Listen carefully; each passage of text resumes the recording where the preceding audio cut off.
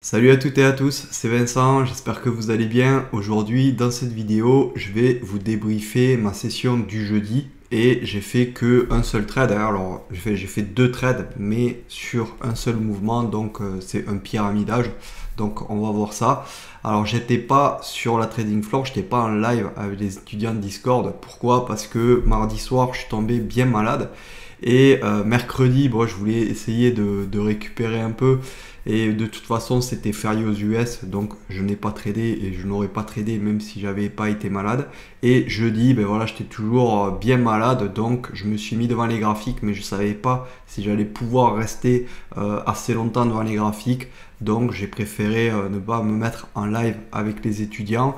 Et j'ai réussi à prendre un trade. J'ai tradé que 20 ou 30 minutes hein, parce qu'après, voilà, j'ai commencé à avoir des envies de vomir, etc. Donc du coup, c'était pas très marrant. Donc j'ai éteint les graphiques. Mais j'ai réussi quand même à faire un joli trade. Et je vais vous débriefer ça de suite dans cette vidéo. Et j'ai réussi à filmer mon trade. Alors c'est sûr, il était déjà bien parti le temps que j'y pense. Mais voilà, je vais quand même vous montrer comment j'ai réussi à faire mon plan, comment j'ai réussi à rentrer, quelles confirmations j'ai attendu avant de rentrer. Et je vais vous montrer ça de suite dans cette vidéo. Alors pour commencer, moi je commence toujours à faire mes plans sur du 30 minutes. Alors on peut le faire sur du 4 heures daily, on peut partir du daily, faire 4 heures, 1 heure, 30 minutes, etc. Moi personnellement, ben, je regarde le daily, oui, voir la tendance de fond, mais surtout pour voir s'il y a des gros ranges qui se dessinent, etc. Voir borne haute, borne basse, les impulsions, les corrections, les bas, des impulsions, des corrections. Sur le 4 heures, je prends quelques niveaux sur le graphique 4 heures, surtout pour avoir les supports et les résistances, hein, mais je suis relativement prudent sur ces supports résistances. J'attends toujours une confirmation ou un retournement sur une plus petite unité de temps sur ces points de support résistance 4 heures, et je suis relativement tolérant aussi sur les supports résistance 4 heures, hein. Je laisse respirer le prix, je sais qu'il peut passer bien en dessous pour monter et je sais qu'il peut s'arrêter assez au-dessus avant de remonter aussi. Donc les supports résistance H4, il faut faire gaffe, il faut être tolérant quand même, c'est plus une zone plutôt qu'un point sur un graphique. Donc une fois que j'ai fait ça, j'imagine que vous savez le faire, hein, tracer support résistance sur H4, j'ai déjà fait des vidéos là-dessus. Et ensuite, je vais sur du 30 minutes, et sur le 30 minutes, bon, je vais vous faire voir un peu, hein, mais voilà, c'est haussier, hein, chaque fois, accumulation, pam, on remonte, une autre accumulation, hop, on remonte. Donc voilà, le momentum est haussier, hein, ça, il n'y a pas à dire, c'est bien haussier. Et hier, on était ici, hein. Alors on avait fait une hausse déjà, voilà, on était au-dessus des plus hauts, là on avait cassé des plus hauts, ensuite on n'avait pas réintégré ces plus hauts là, et on était en train de monter, et on est sur des plus hauts historiques, hein. Donc là au niveau des volumes, sur des grosses unités de temps, ben voilà, on va rien avoir. On va pas avoir de niveau forcément market profile, etc. Ancien, parce que voilà, on est sur des plus hauts. Donc là, il faut jouer avec les profils daily et les supports résistance que l'on a à notre disposition si on en a, parce qu'on n'en a pas tout le temps. Et donc, qu'est-ce que j'ai fait, hein, moi? Alors, ce que j'ai fait, j'ai pris déjà les creux de volume, hein, ici, hein, et les supports résistance. Alors là, il y avait un petit support résistance, on ne voit pas très bien, je vais essayer de zoomer un peu plus. Voilà. Alors moi, j'ai tradé cette session-là, là, le 20. Voilà. C'était le 20, aujourd'hui on est le 21, donc là, je me suis basé sur cette session-là. Et voilà, vu qu'on était vers le haut, là, on était en haut, ben, qu'est-ce que j'ai fait? Je ne pouvais pas prendre d'autres références, hein, parce qu'on était sur des plus hauts. Donc, à part cette référence ici, là, de plus haut, ben, j'avais rien. Donc, si moi, je vais essayer d'aller attraper, par exemple, un mouvement à la hausse, ben, j'ai pas d'autre choix que de me baser sur le graphique du jour, malheureusement. Donc, c'est ce que je vais faire, hein, ce jour-là. Et c'est ce que je fais quand on est sur des plus hauts. Donc qu'est-ce que j'ai vu? J'ai repéré qu'on avait un petit support résistance ici, hein. On a cassé, la première fois on a rejeté, et ensuite on est revenu pullback 1, 2, 3 fois avant de repartir, et ça a fait un pic de volume. Donc qu'est-ce que j'ai fait? Moi j'ai tracé ma zone ici, du pic de volume, pour pouvoir essayer de borner mon marché, hein, me faire des références tout simplement, comme ça je sais que à partir de tel niveau, ben, là on a cassé la zone. Si on est dans le niveau encore, attention, il peut y avoir un retournement. Et si on n'arrive pas à passer ce niveau, ben, au final, voilà, on peut essayer de shorter le marché. Ça nous donne des limites pour se dire, attention, là on est plutôt acheteur, on est plutôt vendeur, et là on est plutôt neutre. On va attendre de voir ce qui se passe, s'il casse ou s'il rebondit. Donc j'ai fait pareil ici encore, hein, on avait un plus haut ici. Voilà, on est venu taper et ensuite on est venu casser assez franchement. On avait un petit creux de volume. Donc là, celui-là, je l'ai tracé aussi. Et ensuite, on avait les plus bas ici. Alors je vais essayer de dézoomer un peu pour qu'on voit mieux. Voilà, on avait les plus bas ici. Donc là, c'était assez intéressant aussi, même si j'étais déjà plus sur le marché, hein. 17h30, j'ai fait vraiment une session assez courte. Et ensuite, bon, on avait ce niveau qui était assez sympathique aussi, je ne l'ai pas tracé. Et on avait les plus hauts ici qui étaient assez sympas, mais on peut voir que c'était plus le pic de volume ici. Donc moi j'aurais tracé plutôt ce pic de volume d'ici à là. Mais hier je ne l'ai pas tracé, de toute façon j'étais vraiment pas très bien, mais voilà, si jamais j'avais été en forme, je pense que je l'aurais tracé, mais il faut faire attention aussi de pas trop tracer, pas trop mettre de zone, parce que sinon après au final ben, on ne trade plus parce qu'on a toujours une zone derrière. Donc ça il faut faire attention aussi à ne pas trop tracer de zone, hein, et tracer les zones avec le maximum de points de contact. Par exemple ici, voilà, le pic de volume avec la petite support résistance ici. Là, c'était un joli point, même si je ne l'ai pas tracé. Ben, je pense que ça a dû pas mal réagir sur les unités de temps, pardon, un peu plus court terme. Donc, on va venir à notre trade. Alors, le trade, je l'ai pris, moi, quand je l'ai filmé, je l'ai pris à 5569 exactement, au-dessus de la vallée. Donc, je vais vous faire voir sur un graphique 4 ticks ici. Alors ensuite le 4 ticks. Alors au niveau du 4 ticks, qu'est-ce qu'on pouvait voir, hein? On pouvait voir que l'ouverture s'était effectuée ici. Voilà, c'est le petit trait vert ici. Et ensuite on est monté toute la matinée, enfin toute la nuit même, jusqu'à la fin de la matinée. Et vers 13h, on a commencé à revenir attaquer la VWAP et évoluer sous la VWAP. Donc là, on avait quand même une première indication comme quoi le prix, ben, il partait plutôt à la baisse à partir de 14h30 parce qu'on évoluait sous le VWAP et on a commencé à faire une théorie de dos sous la VWAP qui était baissière. Mais on était toujours dans ce gros range, au-dessus de l'ouverture, on va dire, de la journée, de l'ouverture Globex. Donc ici, voilà, le marché a ouvert à 15h30 et moi, qu'est-ce que j'ai attendu?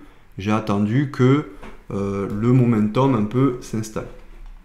Donc, je vais essayer de vous montrer la tranche de prix. Et qu'est-ce qu'on voit? On voit qu'à l'ouverture, hein, ça a ouvert ici. Alors, il y a beaucoup de traits. Je vais essayer de zoomer un peu. Voilà. Alors, il y a pas mal de traits, hein. Alors les traits, les rectangles jaunes, c'est moi qui les ai dessinés sur le 30 minutes. Ensuite, ici on a une VWAP Globex et ici on a une VWAP Cash. Voilà. Et ça, les traits comme ça, vert et gris, ce sont les extensions de la VWAP Globex. Voilà, juste pour vous expliquer. Après, j'ai d'autres niveaux, hein, sur lesquels m'appuyer, mais on va essayer de pas tous les détailler ici parce que sinon ça prendrait trop de temps. Et qu'est-ce qu'on avait? On avait une belle poussée ici avec un beau volume, mais on n'arrivait pas vraiment à descendre, on n'a pas attaqué les plus bas, rien du tout. Donc pour moi, on était plus dans un range. et on pouvait continuer à aller travailler la tendance de fond qui était une tendance haussière, hein, parce que là on est en tendance de fond haussière, on l'a bien vu en 30 minutes, mais bon voilà, ça veut pas dire que ça va pas descendre non plus, hein. Donc il faut attendre quand même des signaux pour pouvoir prendre des setups sur ce genre de config quand on est sous la VWAP et qu'on veut retourner au-dessus de la VWAP. Donc là, on était entre les deux VWAP, hein, la VWAP Cash et la VWAP Globex. On avait quand même ce gros niveau ici, qui était vraiment pertinent parce qu'on l'avait tracé sur du 30 minutes. Et on est venu l'attaquer avec quand même un volume qui était pas dégueu. Donc j'ai commencé à regarder un peu le prix, voilà, travailler sur ce niveau-là et regarder s'il allait casser ou pas. Voilà, parce que là, on pourrait très bien faire une fois, deux fois, trois fois et repartir à la baisse et faire des plus bas. Donc ici, en théorie, c'est plus un niveau de short qu'un niveau d'achat. Mais moi, personnellement, hein, quand j'ai vu qu'on commençait à attaquer ici les niveaux avec un peu de volume et que ici, là, quand on a attaqué les plus bas sur ces bougies-là, eh bien, on n'a pas fait de grosses défenses et que derrière, ben, il n'y avait pas forcément de grosses contre-attaques à la baisse, hein, mais je me suis dit que ça pouvait commencer à monter. Alors, je vais vous faire voir maintenant un graphique pour vous expliquer un peu comment je suis rentré. Alors, nous voici sur un graphique footprint. Alors ça, c'est un graphique footprint 1 minute. Le graphique footprint 1 minute, moi, je m'en sers principalement pour scalper. Mais j'ai aussi un graphique footprint 5 minutes. Et vous pouvez aussi baisser l'unité de temps 1 minute. Si la volatilité vraiment est trop grande, vous pouvez la baisser en 45, 30 secondes, quelque chose comme ça. Alors, vous avez des indicateurs pour vous montrer la volatilité. Bien sûr, la volatilité, elle peut être très importante, par exemple, au début de la session, la première heure de session, et après, voilà, elle va baisser, la volatilité va devenir assez raisonnable, donc vous pourrez changer d'unité de temps.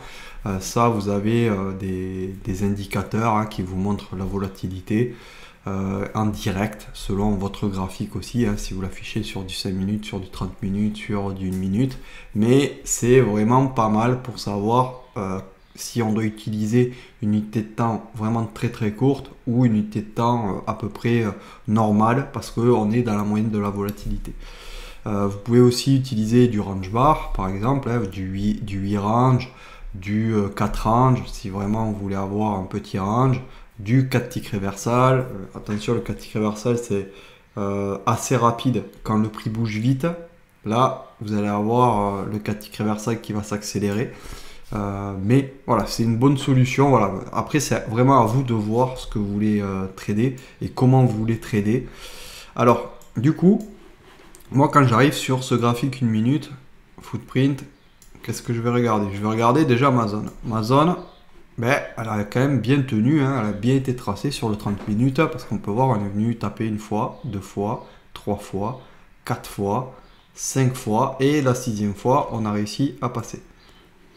Ensuite, qu'est-ce qu'on peut voir? Il faut observer les vendeurs et les acheteurs. C'est ça qui nous intéresse. Dans l'order flow, on regarde ce que font les vendeurs, on regarde ce que font les acheteurs. Alors ici, vu que y a les volumes attachés à la bougie, ben, la bougie elle n'est pas exactement bien centrée ici sur les deltas et les asks et les bids volume. Donc cette bougie là, ici, ça va être correspondant à cette case.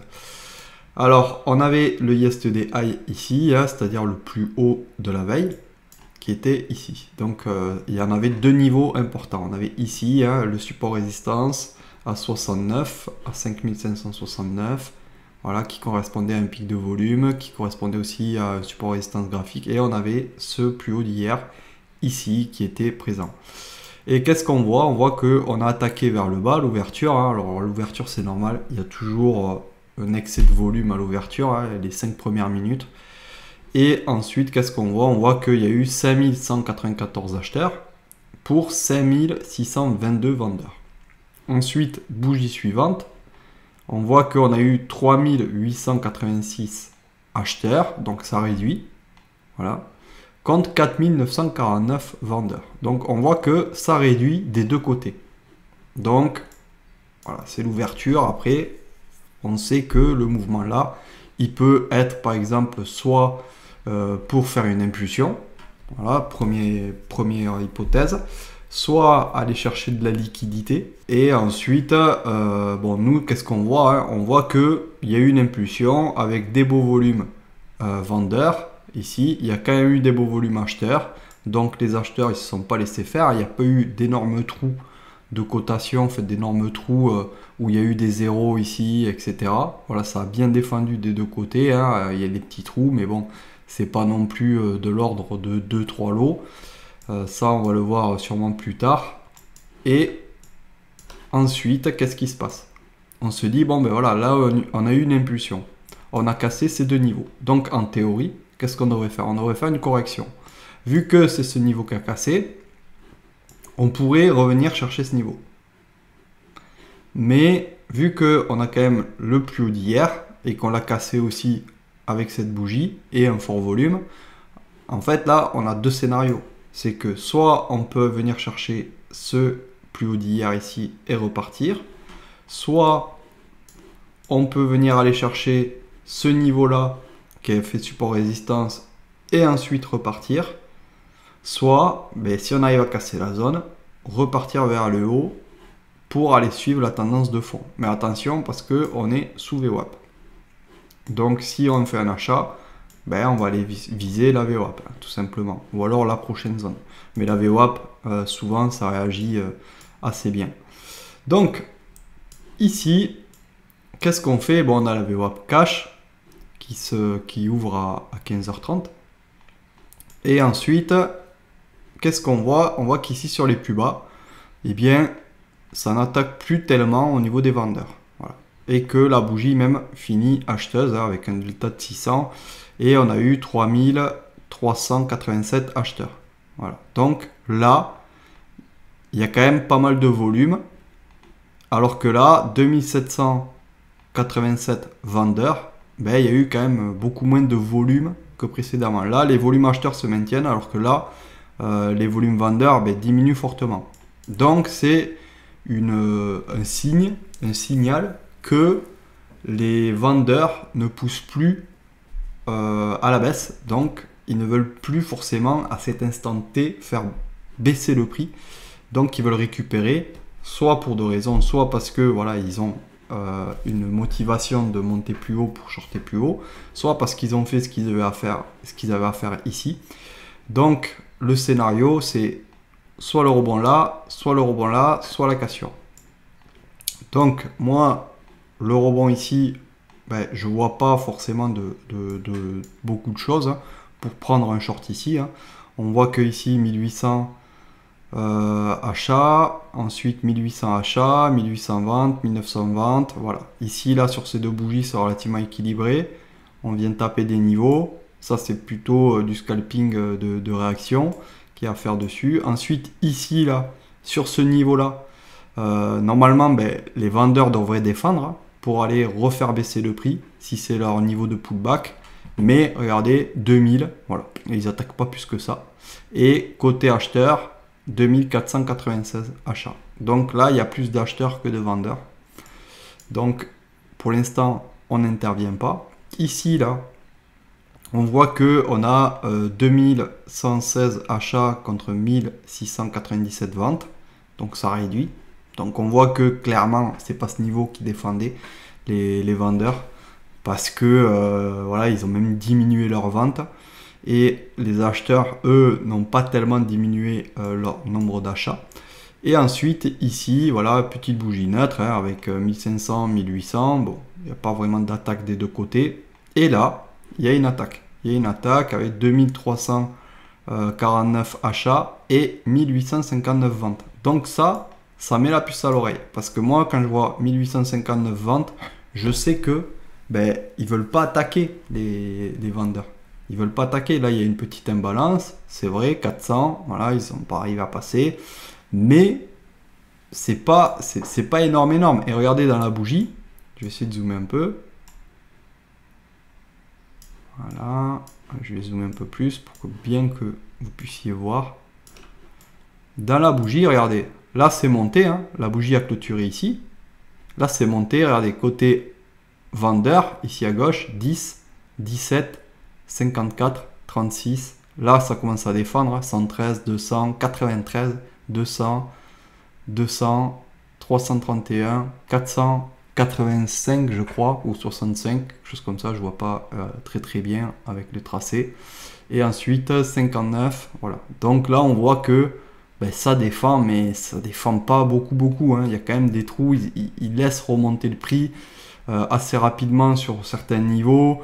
Voilà, ça défend un peu ici, mais vraiment pas trop, hein, parce que ils n'ont pas bien repoussé le prix jusqu'au niveau du YestDI, etc.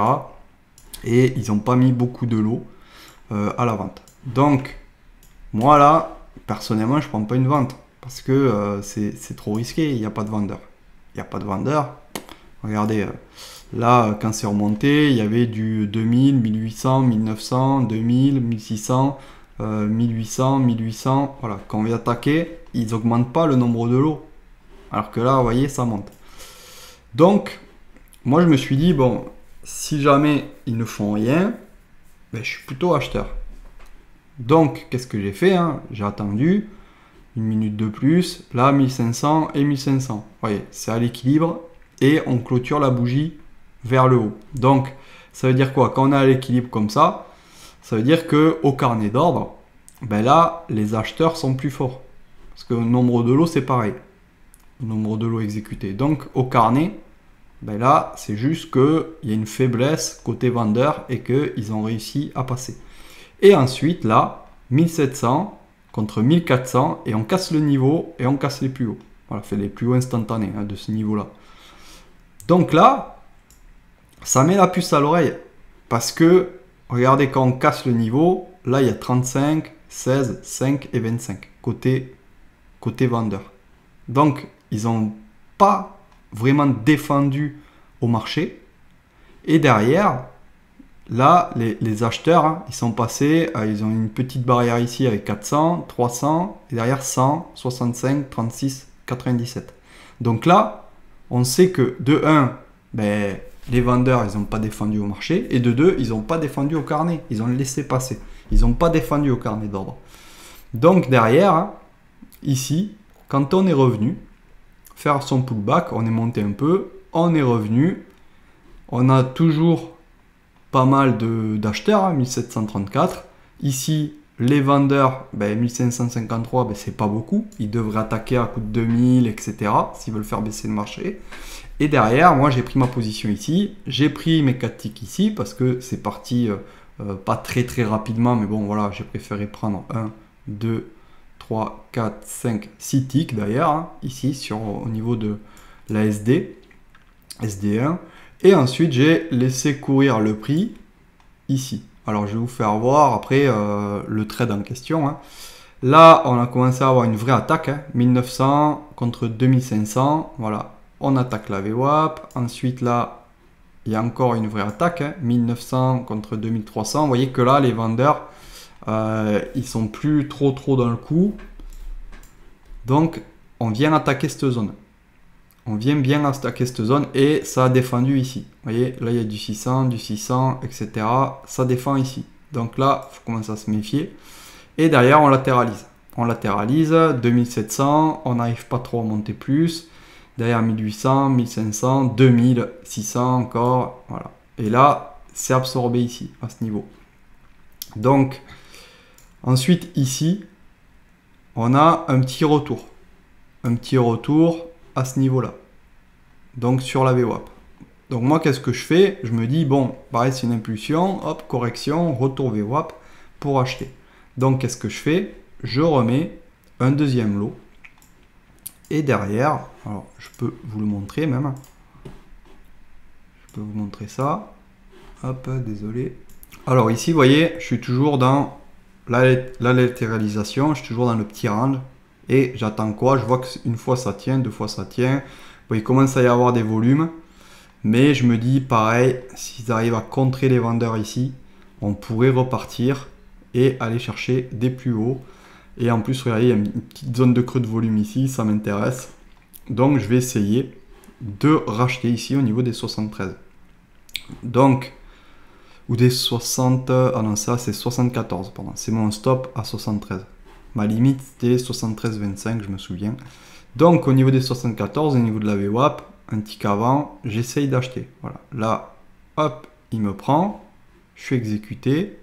Alors du coup, bon, je suis exécuté à 74, mais ça me moyenne le prix, parce que j'avais déjà une position en place, donc voilà, c'est pour ça que là, j'arrive à 71,50, j'ai mon stop ici à 73, et derrière, j'attends de voir ce que fait le prix.